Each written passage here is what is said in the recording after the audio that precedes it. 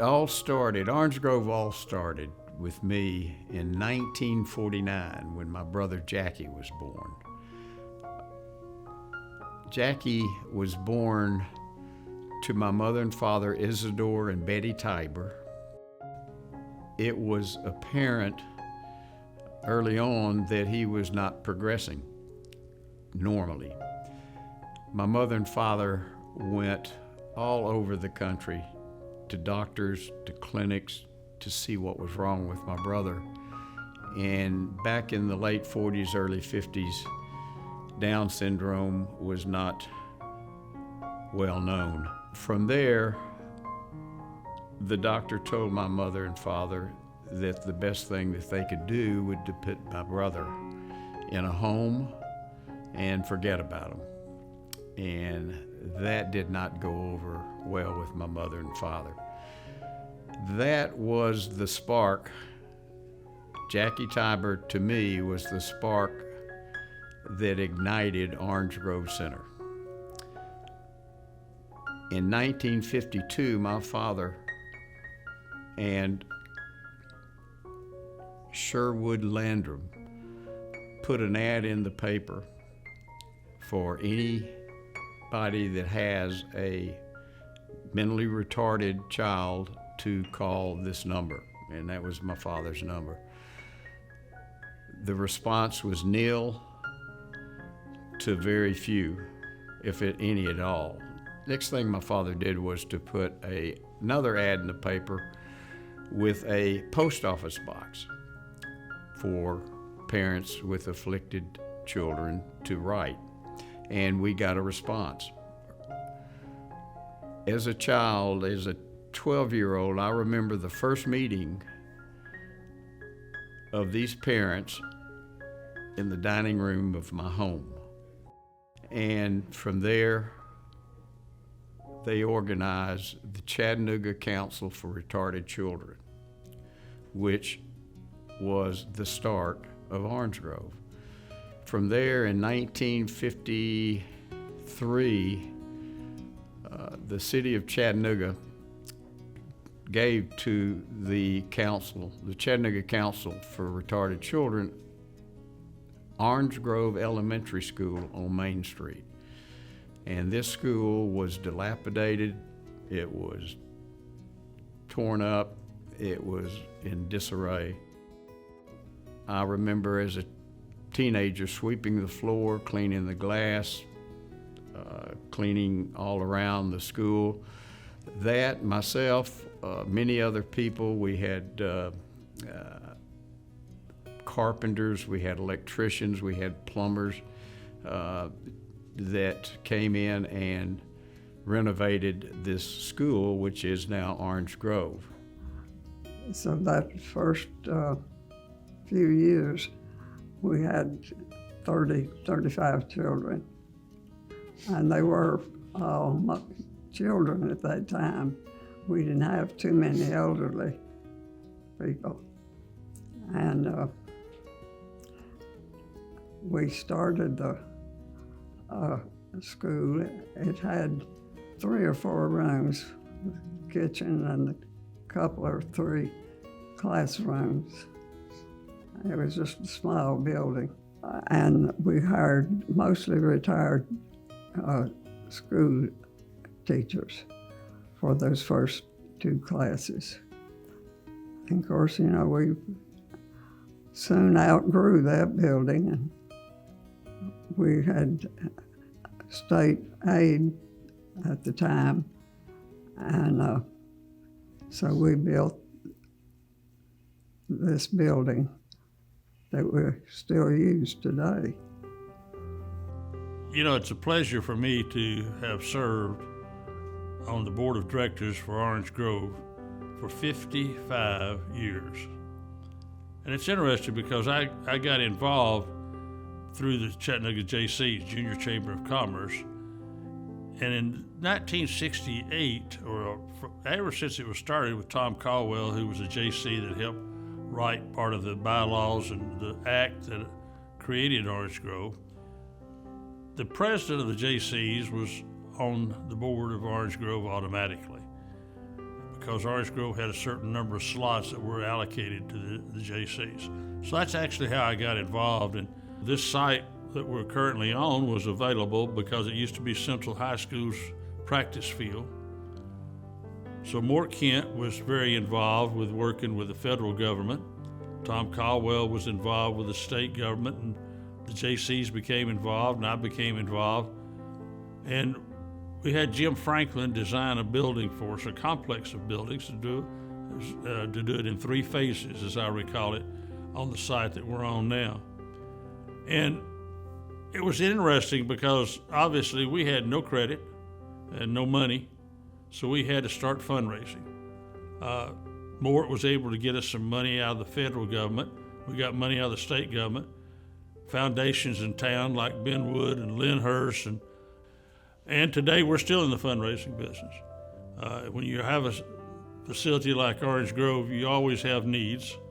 The parents were very much involved in doing things. The garden club was involved. So we had a myriad of individuals that were involved with fundraising back then and are still involved, is how we continue to raise funds.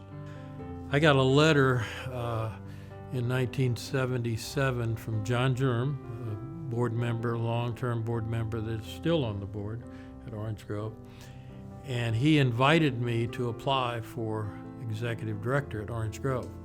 He said, our primary objective and the reason we're contacting you is that we want to gain national accreditation and think you would be the right person to help us attain that goal.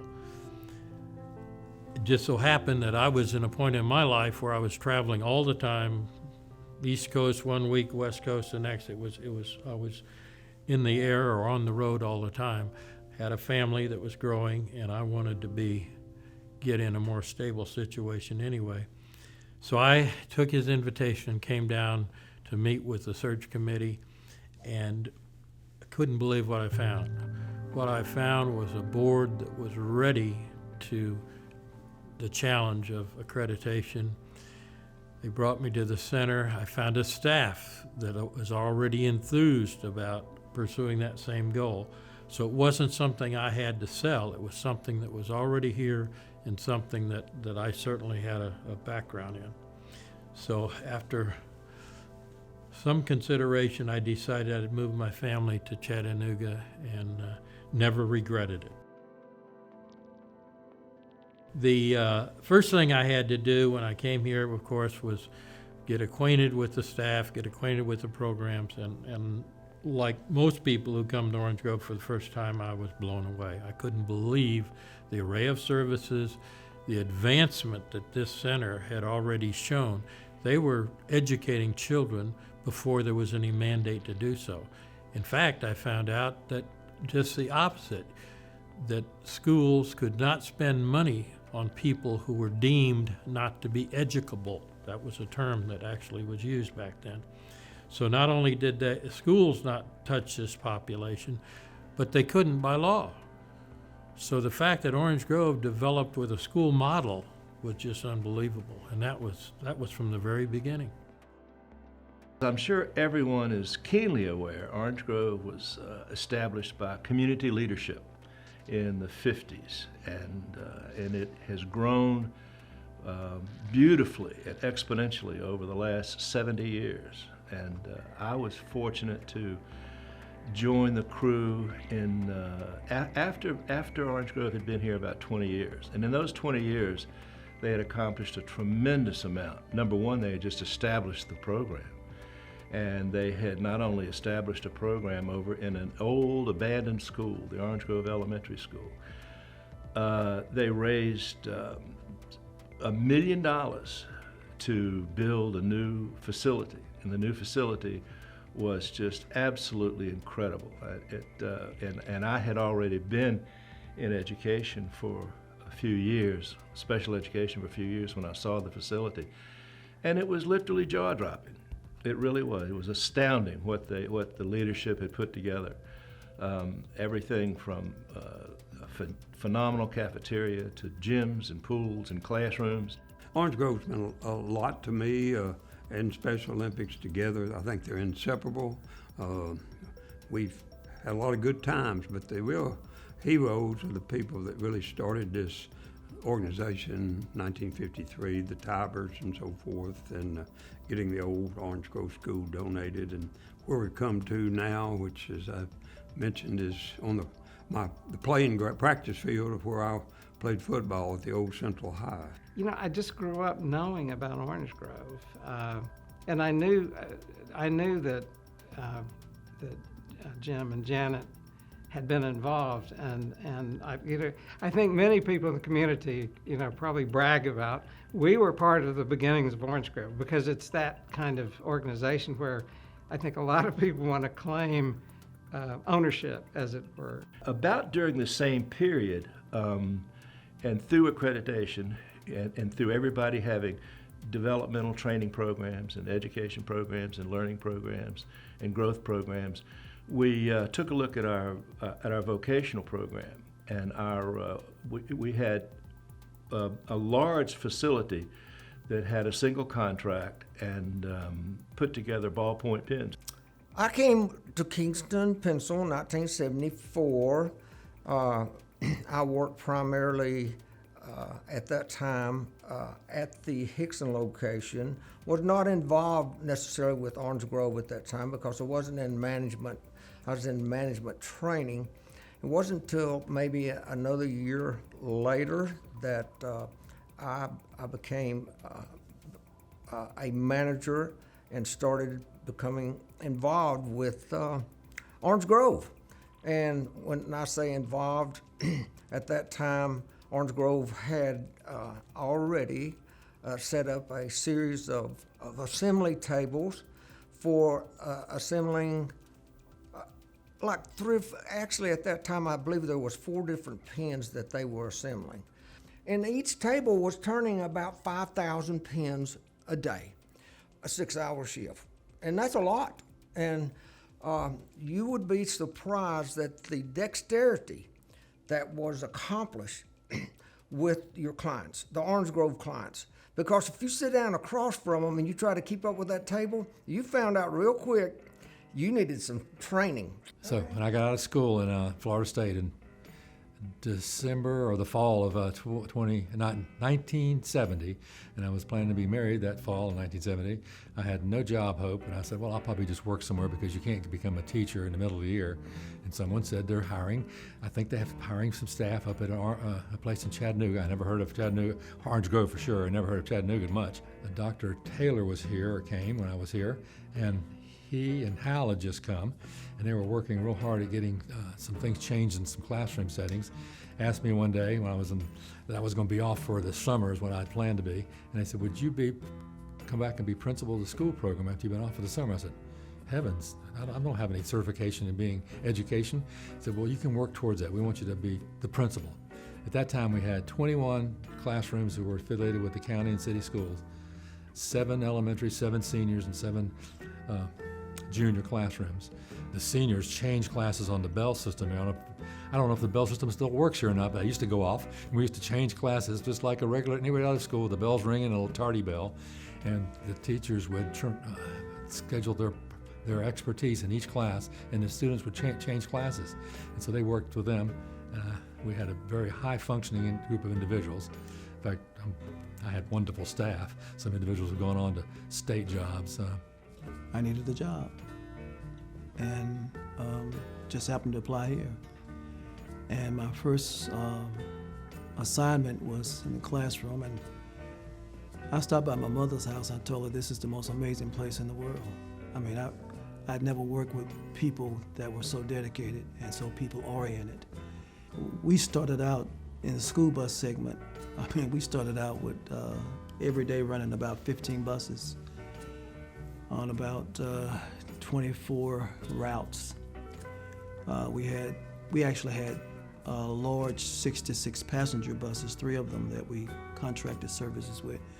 Our school population was very large, and that was a big part of what we did. We had to. We had to get those CDL drivers trained and get them on those buses and try to keep our staffing needs up to par. Over the years, of course, our school-age population declined, and our non-school age population increased. I mean, Orange Grove attracted me. I was in this field for, about 20 years, 24 years before I came to Orange Grove. But I'd always interacted with Orange Grove, and in fact, most of that time it was with Mike Cook. In fact, I can't think of a time that I interacted with Orange Grove that it wasn't Mike Cook. And Orange Grove always had this incredible reputation of, first of all, knowing the facts about people served and understanding the appropriate, modalities of service. And they literally were a leader in the state of Tennessee, much more really than most of our funding sources were, because Orange Grove was just really liberal with sharing information and helpful information. So obviously over the years, I fell in love with the organization, loved coming here, loved learning from them. And when I had an opportunity to leave the Michael Dunn Center and come to Orange Grove, it was a blessing. And what a joy it was to be here for the 14 years. I saw some incredible people, marvelous services. And the one thing that's really clear about Orange Grove is there will always be an Orange Grove, because there will always need to be an Orange Grove. And there will always be really high caliber people coming out of Orange Grove, because that's what Orange Grove insists upon. In 1994, when I came to Orange Grove was a stellar in the community for providing care for those individuals. Everything that had happened in Orange Grove happened organically. There was really no strategic plan. Originally, it was just a school because the longevity of individuals with intellectual disabilities didn't last much longer. When they surprised everybody, the parents said, "Now what?" And they became basically a halcyon for employment. After that, the parents said, "Who's going to take care of these individuals after we're gone?" And so we started a residential program. When I was a child, I lived in Cleveland, and we had a young man in our group. He was older, I think, a little bit older. He had Down syndrome. Well, I didn't know what was wrong with him. I just knew that he caught that special bus and came to Chattanooga every day to school. And I don't even know if I knew what the name of it was. But that child was Robert Maupin, and he was one of the first students at Orange Grove. And he was a friend. His brother was the same age as me, and we all grew up together. And Robert was just right in there along with everybody else. I just think this is a wonderful place. I don't know what we'd do without Orange Grove. It has made such a difference in our community. Working with Mr. Caldwell, I heard lots of stories about a lot of things. And one of the things that just brightens my day is the fact that there are people who move to Chattanooga because of Orange Grove. And that just makes you be thrilled to death. I think what I found out over the years is the biggest plus is the parents. I've had parents come up to me and say, this is just great. We've got all these things they've made over the years lined up on the shelves, and they talk about it, and we interact with it. But it's been a real benefit for the entire family. We've been here about 20 years. Kyle was young, maybe 6, and now he is 25 and in a group home. So we've been through Orange Grove, and we love it. It's the staff that has made it what it is. It's a great place, a beautiful facility, but the people that work here have made the difference. When we walk in, when I would bring them in for school, people would say, "Hi, Kyle. Hi, Kyle. Hi, Kyle," and they would force engagement and kind of get them out of that autism world. And that is so good to do that for people with special needs, to greet them, and they know who you are, that you know who they are, and I love that. I have been affiliated with Orange Grove for over 43 years. My son, everybody knows affectionately as Bubba Russell, has been a member of this community since he was about 6 years old. After I went to visit the school in Orange Grove, as you say, I was sold. I was sold and never looked back, never turned back, never gave it a second thought, and was so happy of my decision. Before I was asked to serve on the board, there were some times when I was making some changes in my life. I was thinking about relocating, and I said, well, let me do some research. Couldn't find a facility, organization, or community that stood up to Orange Grove. Never relocated, been here all my life, and Bubba has been here with me, and I have loved it. So I'm just passionate about Orange Grove, so thankful to be here celebrating our 70th anniversary. We became introduced to Orange Grove in the 1960s. At that time, there really were, we lived in the Middle Tennessee area, and there weren't any comparable programs for individuals with developmental disabilities. My younger brother, Doug, was born, and we moved to Chattanooga so that Doug could get into the Orange Grove program. It's right about the time that I graduated from high school as well. I went off to college and on to other things, and Doug came initially into the day program at Orange Grove. Then when he was old enough, he began to work with the training programs. At that time, they had the sheltered workshop on the campus itself, which was non-existent in other parts of the country. It was a phenomenal opportunity for Doug because Doug thoroughly enjoyed repetitive tasks, and he was actually working on the ink pen assembly line that Orange Grove had back then. And he thrived in that environment. So my mom's brother, my Uncle Doug, he has been a part of Orange Grove, like I said, since before I was born. And Orange Grove really has just impacted my family's life in tremendous ways.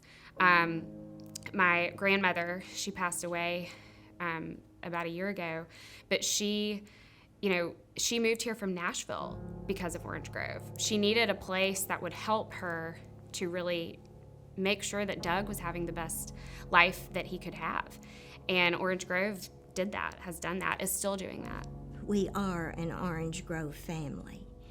Donna went through the school program, and then we were lucky enough to be able to get residential services for her when she was 15 years old.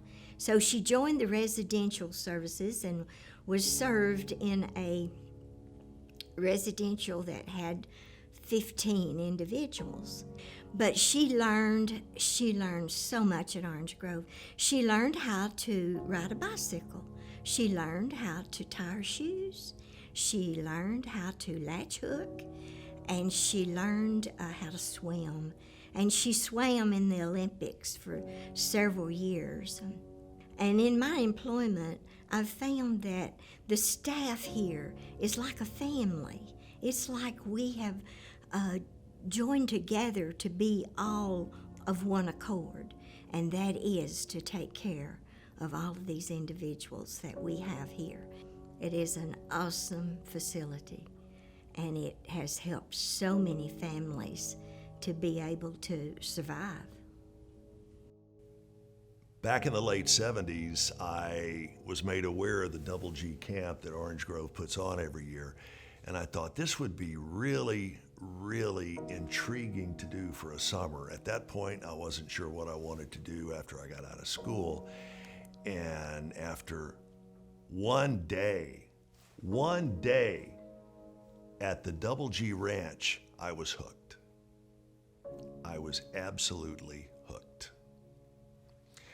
It taught me a lot. Working, if you want to call it that, at the Double G Ranch was much more than a temporary job. For me, it decided that special education was going to be my college major. I learned an incredible amount about how things work once you're away from your own little circle that we all find ourselves trapped in. I learned a lot about how Orange Grove works, and I learned a lot about myself. I had the wonderful opportunity to basically grow up at Orange Grove. I worked for Mike Cook when he was executive director for 10 years, and then I worked for Kyle Hout when he was executive director for 14 years. Orange Grove is so amazing for one of many reasons, is that we're really a conglomerate of almost small businesses. I mean, we could be a business that operates 163 vehicles, and that would be a big business in itself. We could be a business that operates 60 group homes in Hamilton County, and that would be a business in itself. Or we could just be a school, or we could just be a development office that does PR and development and marketing and fundraising, but somehow we have about 20 of these businesses, programs that come together under the same administration, and it really works because our staff have expertise in their own field, and then they all have fallen in love with the mission of Orange Grove, and they come together to make the entire Orange Grove Center Incorporated. One of the things that I think has made Orange Grove so amazingly successful is also our board, and we have accomplished and seen so much. And not only did we have a pandemic to navigate, we have had the world's largest staffing crisis to navigate, but even though there's been significant challenges, so much good has also happened in these few short years.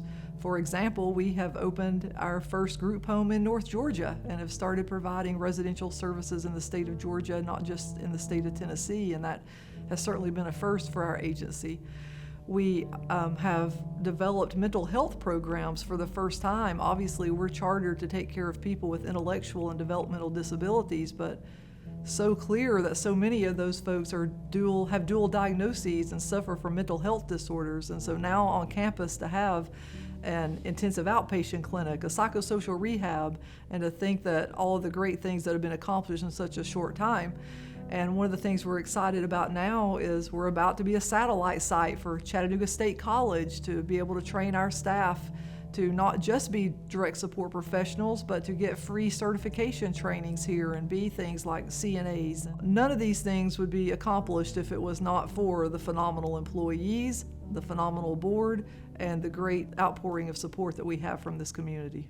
Orange Grove is support. Orange Grove is life-changing. I would have to use two words: innovation and excellence. Orange Grove is unique.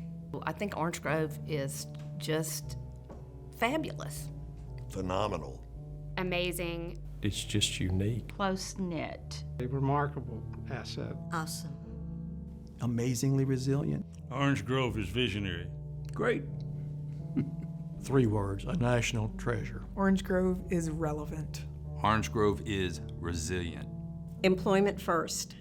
Orange Grove is home. Orange Grove is love. It's a part of our life where we wouldn't give up. Great. Orange Grove is vital. Orange Grove is exceptional. Opportunity. No doubt that it is a blessing. Orange Grove is incredible. Great. Orange Grove is passionate. Orange Grove is genuine. Compassionate. Orange Grove is a pace setter. Orange Grove is mind-boggling. Orange Grove is steadfast. Orange Grove is love. Orange Grove is humanity. Orange Grove is amazing. Amazing. Orange Grove is a translator. Leadership. My livelihood. Safe haven. It's a gift. I love these people. Orange Grove is just getting started.